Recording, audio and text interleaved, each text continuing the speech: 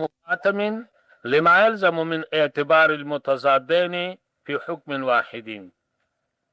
دا عبارت د په سوال ده. سوال د څه دی چې اخپش اعتراض کوي په سیبوی، خو مصنف په دې باب کې د سیبوی ملګری دی او د سیبې طرفه اخپش ته جواب کوي. اوله خبره د اخپش مضبوطه وه، نو مصنف د اخپش ملګری شو،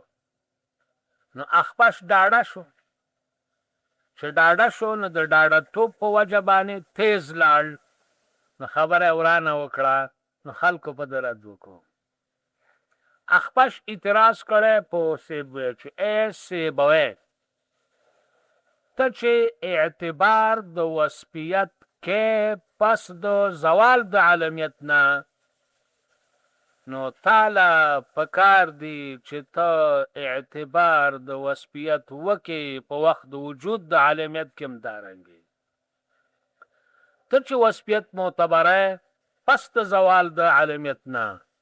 نو تاله پکار دی چې ته وصفیت معتبر کې په وخت د وجود د عالمیت کې هم دارنګې. او داسې ووایې چې دا کلمه غیر منصرفه ده، یو پکې عالمیت دی بل پکې وصفیت دی. لکه حاتمون، حاتم دا چې علم وګرځېده د یو چا دپاره، دا په اصل کې صفت دی او بیا دا علم شو، چې علم شو نو وصفیت ختم شو. نو اخپش وی چې ای سیبوی، ته دا وصفیت د دې عالمیت سره معتبر کا، او ته داسې ووایه چې حاتمون غیر منصرف دی، یو پکې وصفیت دی او بل پکې عالمیت دی. ګورئ، حاتم دا اسم صفتی دی، وصفیت دی چې سخا ده، سخا صفت دی. اوس دا حاتم چې علم وګرځېد نو وصفیت ختم شو، ځکه د عالمیت او د وصفیت په منځ کې منافات دی. علم معتبر په عالمیت کې تعین دی او معتبر په وصف کې ابهام دی. نو هر کله چې معتبر په وصف کې ابهام شو او معتبر په علم کې تعین شو، نو دا بیل بیل دی، لہذا وصفیت او عالمیت په یو ځای کې نه جمع کیږي. نو چې حاتم نوم شو، نو یو سبب پکې دی چې علم دی، وصفیت پې کړ شو. نو اخپش وایي چې ای سیبوی، ته په حاتمون کې په وخت د وجود د عالمیت کې وصفیت معتبر کا، او داسې ووایه چې حاتم غیر منصرف دی، یو پکې وصفیت دی او بل پکې عالمیت دی. نو مصنف راځي د سیبوی طرفه جواب کوي اخپش ته چې دا اعتراض اخپشه ستا په سیبوی باندې نه صحیح کېږي. ولې نه صحیح کېږي؟ ځکه چې سیبوی خو وصفیت معتبره پس که زوال د عالمیت نه، او ته وصفیت معتبره په وخت وجود د عالمیت کې، نو بیا د عالمیت او د وصفیت په منځ کې منافات دی. دا خو اجتماع د متضادینو دا په آن واحده کې د جهت واحده نه، او اجتماع د متضادینو په حکم واحده کې په آن واحده کې د جهت واحده نه ناجایز ده. ولا یلزمه، نه لازمیږي په سیبوی باب د حاتم. مراد د باب د حاتمون نه هر هغه اسم صفتی دی چې په اصل کې صفتی او بیا وګرځي علم او وصفیت لري شي، او اوس د وصفیت معتبر شي سره د عالمیته. لما په دې وجه په نه لازمیږي، یلزمو چې لازمیږي په سیبوی من اعتبار المتضادین، اعتبار د متقابلینو چې وصفیت او اسمیت دی. په حکم واحد، په یو حکم کې، په حکم واحده کې، په آن واحده کې، په جهت واحده کې. د جهت واحده نه، حکم واحده انصراف غیر انصراف دی. آن واحده یو وخت، اوس کو په یو وخت کې وصفیت او په بل وخت کې عالمیت بیا هم پروا نه شو، چې په یو وخت کې د جهت واحده نه چې هغه سببیت دی چې دواړه اسباب د غیر منصرف وګرځي. دا خو اجتماع د متضادینو ده او دا ښه نه ده. پوه شو پې؟ ښه، خبره خلاصه شوه. وجميع الباب باللام بالبضافة ينجر بالکسر. ټول باب د غیر منصرف په سبب د دخول د الف لام تعریفي او په سبب د اضافت د غیر منصرف غیر ته ګرځي مجرور په کسره. ټول باب د غیر منصرف په سبب د دخول د الف لام تعریفي او په سبب د اضافت د غیر منصرف غیر ته ګرځي دا غیر منصرف مجرور په کسره. مقصد دا ده غیر منصرف باندې چې الف لام تعریفي داخل شو یا غیر منصرف چې مضاف شو نو بیا به مجروری. ولی ځکه اضافت او الف لام خاصه قویه د اسم ده،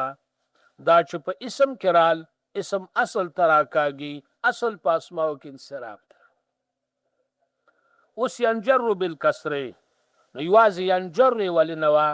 دا بالکسر وسولی وه، خو یوازې ینجر بس وکنه، کسره ولی ویله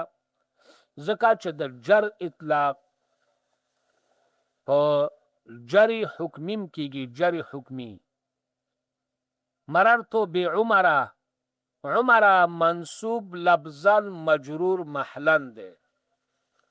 دا محلن مجرور ده خو ښکاره نصب پې ده. نو د جر اطلاق په هغه جر حکمی او په جر محلیم کیږي. نو بیا به چا ویل چې ښکاره به په جر نه خو محل به د جري، حکم به د جري. نو ځکه کسره اوسه ولګوله چې د کسرې نه مراد ده چې ښکاره پې جري، ښکاره پې جري، تلفظ پې کېږي. نو بیا به ایسته ینکسرو ویلی وی، جر به یې نه ویلی، ینکسرو به نه وه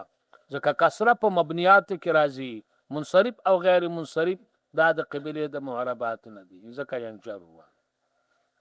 خلاص دا دی کله چې غیر منصرف باندې الف لام تعریفي داخل شي یا غیر منصرف مضاف شي نو مجرور بای. مررتو بالاحمد، مررتو بالاحمد، جاء احمدکم، جاء احمدکم، احمدکم، جاء احمدکم، رأيت احمدکم، مررت باحمدکم، مررت باحمدکم. دقه شو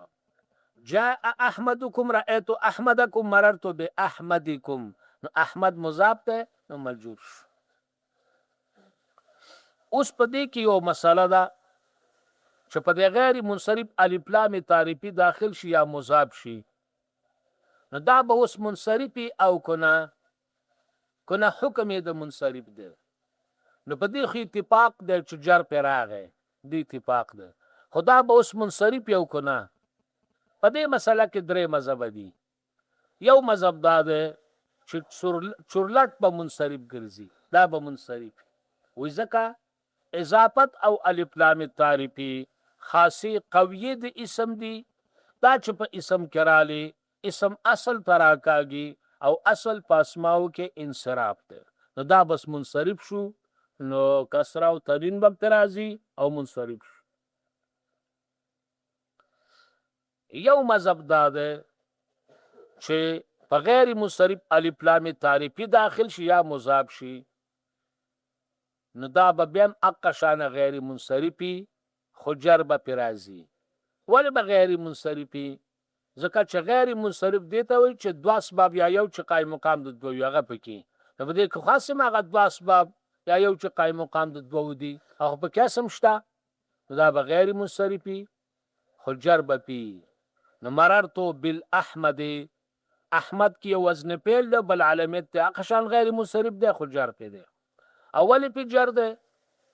وایي ځکه چې منافي د غیر منصرف سات تنوین دی چې تنوین به پې نه وي، جر پې نه دی منع، تنوین پې منع دی، جر پې نه دی منع. خو دا جر پې ځکه منع شو چې کم مواضع د جر دی غالبا دغه څه تنوین وي، چې کم مواضع د جر دی غالبا دغه څه تنوین وي، نو اشته تنوین خو پې منع و نو جرم مسه منع شو، جرم مسه منع شو، په دې وجه باندې اوسه جرم منع شو، ورنه جر په حقیقت کې منع نه دی. نو اوس چې غیر منصرف مضاف شي یا په الف لام تعریفي داخل شي نو تنوین خو په نه راځي چې تنوین په نه راځي نو جر دې په بیا راشي جر په بیا نه دی معنا جر په نه دی معنا درې مذهب چې دی دا غوره مذهب دی دا پکې تفصیل کوي لاجبو کا درې مذهب د سوي چې کو پس د الف لام تعریفي او د اضافت نه اسباب باقی وو کلمه بغیر منصرفه او که اسباب باقی نه وو کلمه به منصرفه کلمه به منصرفه دا به څنګه تفسیر د سوکا شکل په کلمه کې عالمي او ته په الف لام تعریفي داخله نو علامت به ختمي کی یا کلمه علم وی او ته مضاف کې او مقصود په کې تعریفي مقصود په دې کې تعریفي نو علامت به ختمي کی مخکې به کلمه نکره وګرځي به مضاف شي مخکې به کلمه نکره وګرځي به په الف لام تعریفي داخل شي ښه نو په وخت د الف لام او د اضافت کې چې کلمه نکره شوه نو کو په کلمه کې علامت او تانیسو یا علامت او عجمه یا علامت او ترکیبو یا علامت او الف نون مزدتان او تا مضاف کړه یا د الف لام داخل کړه نو علامت به ختم شي نو چې علامت کړه واغسته هغه نور اسباب هم ختم شو ځکه علامت خود تانیس ته د عجمه د ترکیب او د الف نون لپاره سبب شرط نو چې دا ختم شو دا غوسه به تم ختم شو نه کلمه منصرفه شو او کو په کلمه کې علامت او عدل یا علامت او وزن پیلو او تا په الف لام یا اضافت وکړو علم د تلری کو نو به یو سبب پاس شو عدل یا وزن پیل او دا یو سبب د قائم مقام د دوه نه ده نو به منصرفه په شو خبره باندې او کو په کلمه کې وزن پیل او وسپیتو وزن پیل او وسپیتو لکه احمر یا وزن پیل او عدل پکې نه وسپیت او عدل پکې وسپیت او عدل لکه الاخر او به په الف لام تعریفي داخل شي یا مضاف شي اقشان بغیر منصرفي لکه د الف لام او د اضافت دغه سمونافات نشتا نو بغیر منصرفي یا صيغه د منتهى الجموع مضاف شو یا په صيغه د منتهى الجموع الف لام تعریفي داخل شو یا اسم مکسوره او اسم ممدوده مضاف شو یا په الف لام تعریفي داخل شو هغه به اقشان غیر منصرفي خو حکم به د منصرفي جربه کې راځي حکم به د منصرفي جربه کې راځي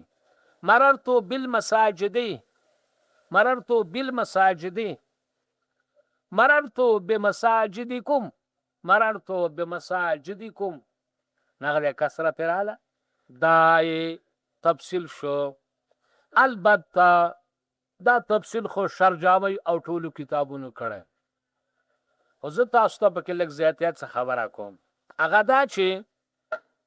الف لام تعریفي چې په علم داخل شي نو کو علم پکې معتبر شي نو الف لام به زائدي او کو الف لام پکې معتبر شي علم به ختمه علامت به ختمه دلته خو الف لام تعریفي معتبره نو علامت به ختمه دیم په صورت د اضافت کې اضافت د علم نکیږي خو اضافت د علم علی نکیږي چې ته د اضافت په وجه زوړ تعریف حاصله او کو قبل الاضافت علم جنسی او بعد الاضافت علم شخصی به اضافت د معرفه ته جایز ده لکه قبل الاضافت په مضاف کې علم الجنس بعد الاضافت په مضاف کې علم شخص شو نو کسب بدل شنو تحصیل د حاصله رانغه